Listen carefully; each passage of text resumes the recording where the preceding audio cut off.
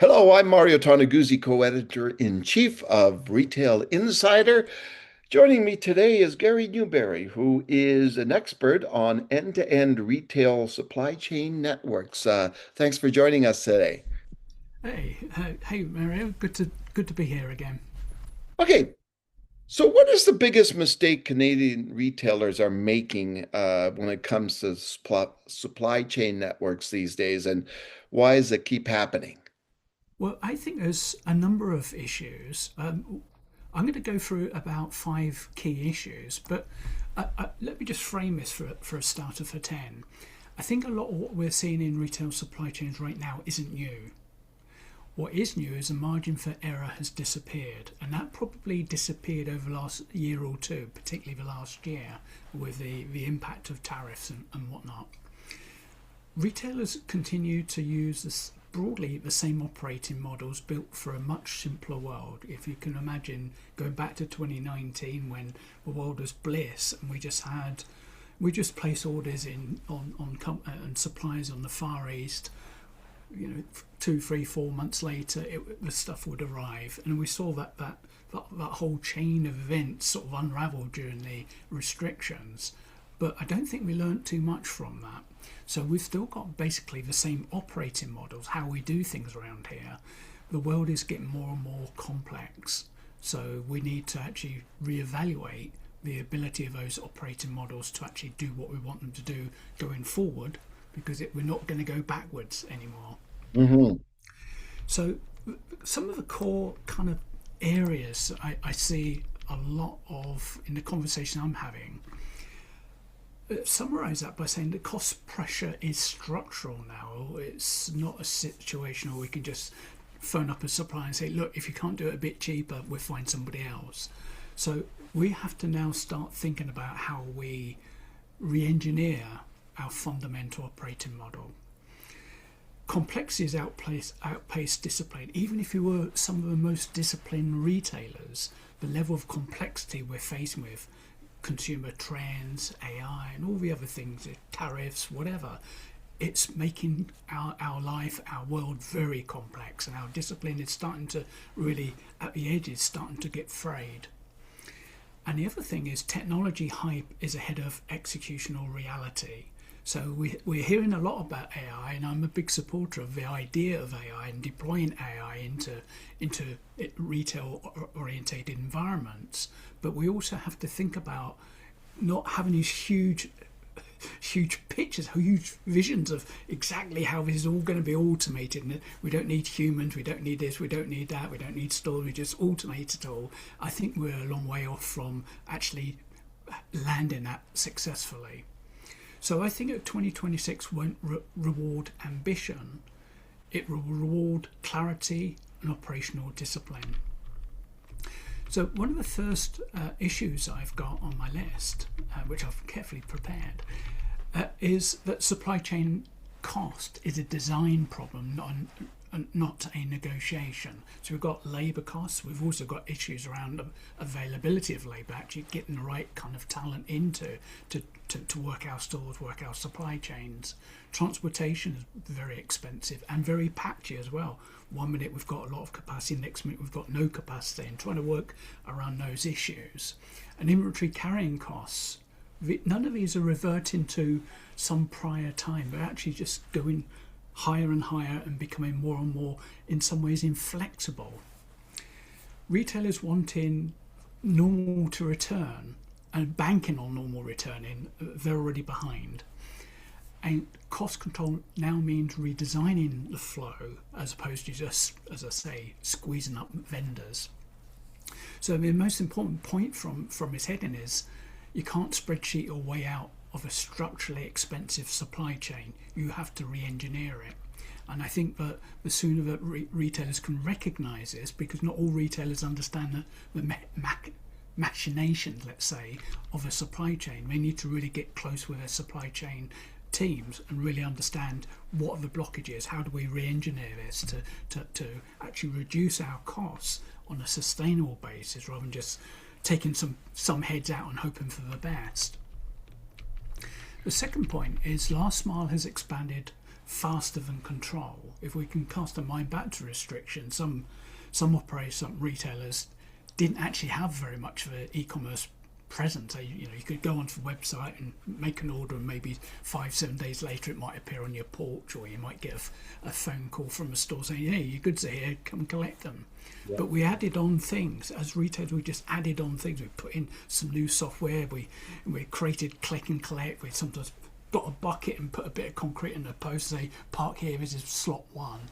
So what we did, we got Uber to get involved and do some sort of same day dispatching. What we actually now need to think about during this next period is to actually go into the underlying logic and try and say, okay, so these are the propositions we've landed with. Are these the propositions we need going forward in terms of like the different options of what is delivered to home and all these other things? What do we really want to be good at? And how does this all come back to how we need to simplify this so that we have a join between all these things? So we're part of a sort of coordinated approach. We've got our store and we've got our kind of e-commerce proposition, but they need to be wedded together, as if the customer doesn't really understand that, oh, I'm on the e-commerce channel, I'm in the store channel, whatever it is. The customer is the customer and they are the channel. And service promises are tending to be out of sync with cost reality. I mean, I know, and I'm sure many people are listening in, over, Black Friday, Cyber Monday, and during the run up to the holidays and beyond, things were being ordered and things were being returned. And for some reason, Amazon said, "Oh, don't worry, it's all free." And I know most of the stuff I've returned over that period ended up in landfill, although I carefully made sure I had a chance to perhaps resell it. But all that cost, somebody has to pay for it.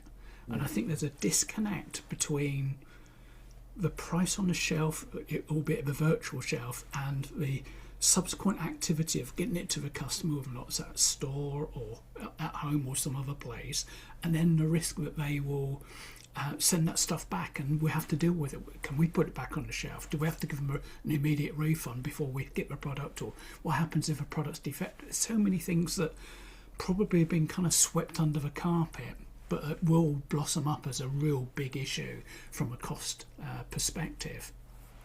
So my summary of that is last mile has become a growth enabler before it's become an economic one. So we've been able to grow our business with last mile. Of course, during the pandemic, many non-essential retailers, it was the only way out of a deep hole. But the e-commerce volumes have kind of come that down to, let's say, a reasonable level. But now we have to examine: are we in the right place on this, both in terms of the proposition and the cost of supporting that proposition? Mm-hmm. Do you want me to break at this point in case you want to ask anything? No, go ahead. Just continue with your points and okay. Good knowledge. Okay. That's all right, no problem. So my third point is the automation reality check. And the sort of heading for that would be pragmatism beats sci-fi. Yeah. So we, if you open up sort of supply chain mags or, the press in general, we've got this idea that we're all going to be replaced with these kind of humanoid robots walking around and very efficiently working 24/7. Whereas us, if we go and watch a football game or something the next day, we might not turn up and a bit hazy in our heads. Well, the reality is this remains hype. And I recently read the summary of a Gartner's report, which said that something like the top 100 businesses in the world will only get these beyond proof of concept before 2028. So us sitting here in Canada, I don't think it's going to happen anytime soon. We've got to be planning and thinking about it, but what we're not going to, I would caution any retailer spending a fortune and devoting resource to try to make this work. And I would suggest that we don't want to be on the bleeding edge. We want to be more on the kind of towards the leading edge. So the real value today comes from, I went to Pet Value yesterday for a site visit. And it was great because I had the automated picking facility, the AutoStore, and AutoStore tends to be the one that most people seem to favour at the moment. Very high density, automated picking facilities with good to persons. We've got ADVs, AMRs, polyfunctional robots. I would argue that we've got things that can do multiple things.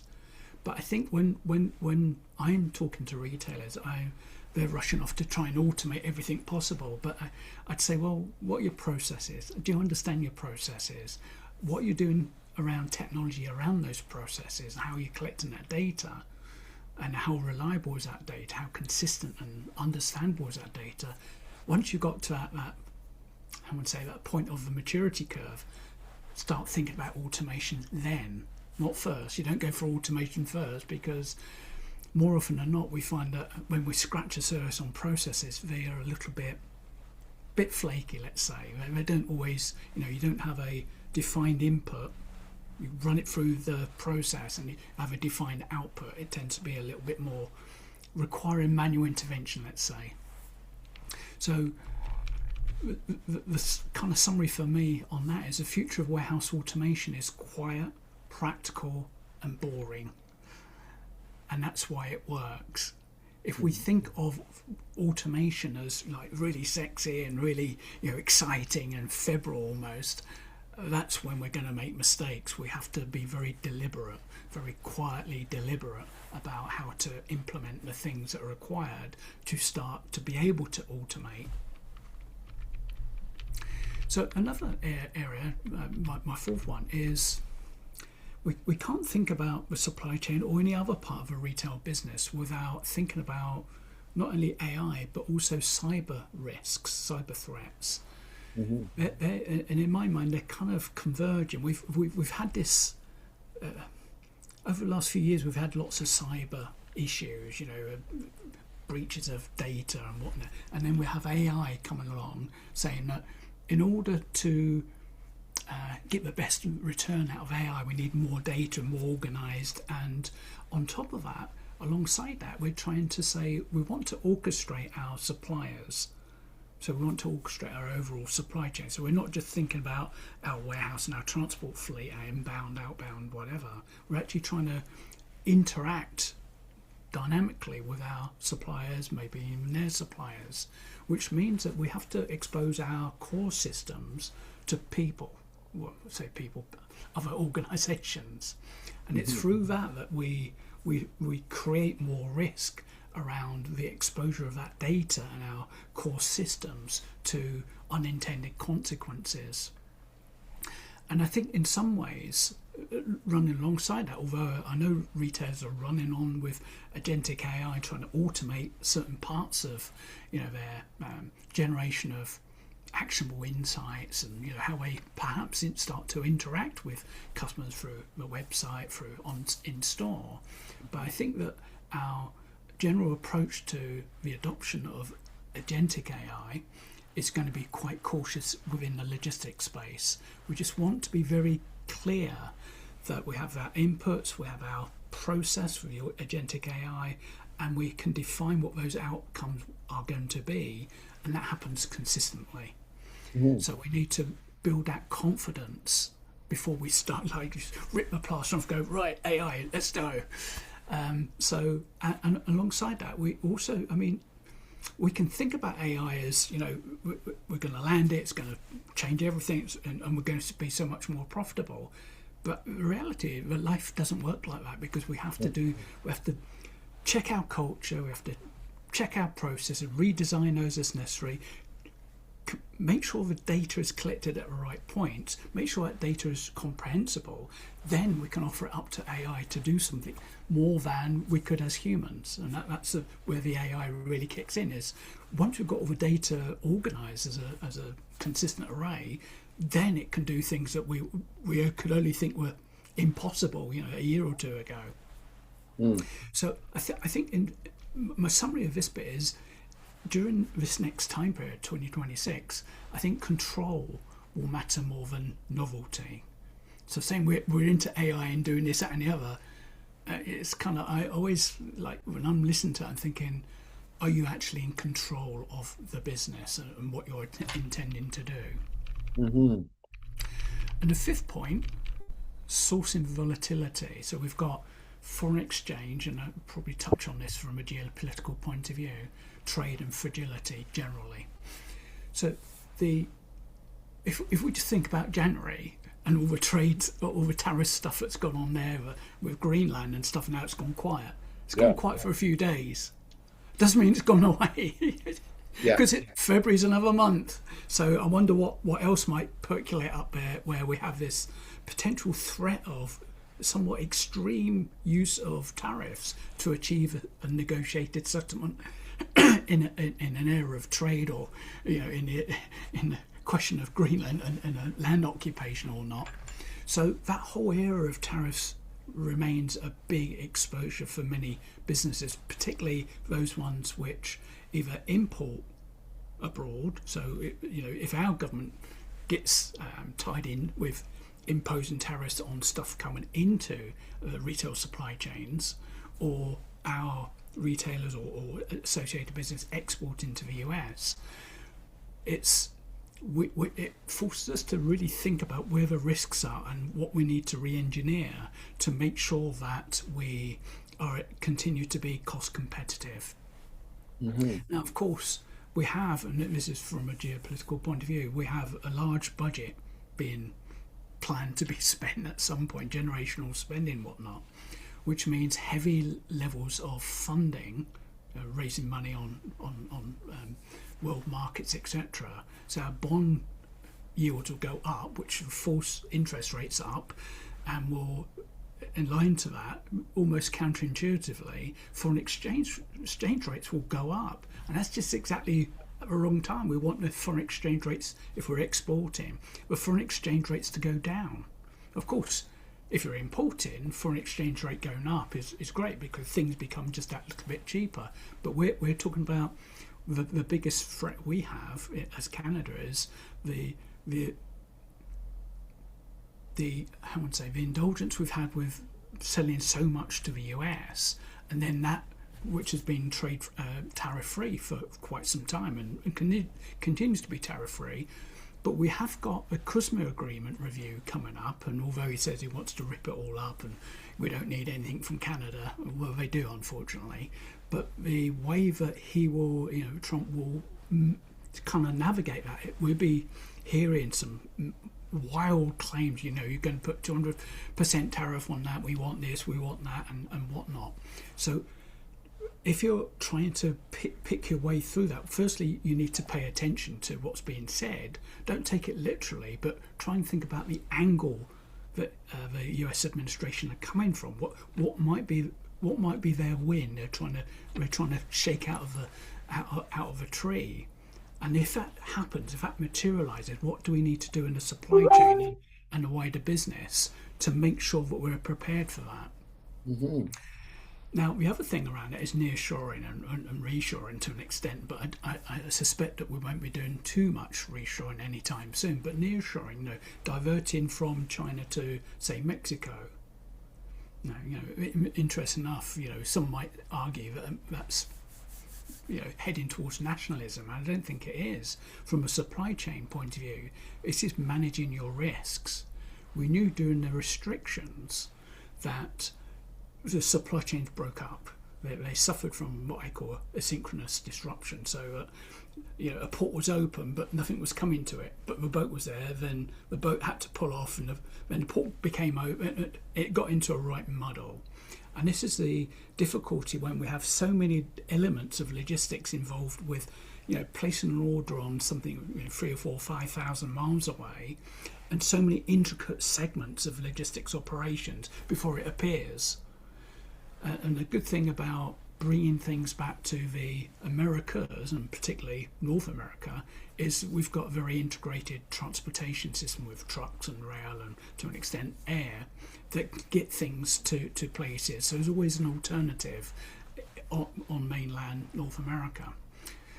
So, but we mustn't underestimate the transitional difficulty of moving from China or Vietnam or wherever it might be, the Far East, with lots of water in between, where there's only one alternative, which is fly everything to boat it, to a situation that bringing that sourcing point to say Mexico, which is already starting to see capacity limits, and saying it's one thing easy to think about the use of machinery in China, transferring that to say Mexico.